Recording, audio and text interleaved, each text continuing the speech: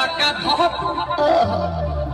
कहल झूठे की जाला ना उठे होखेला हमारा कसम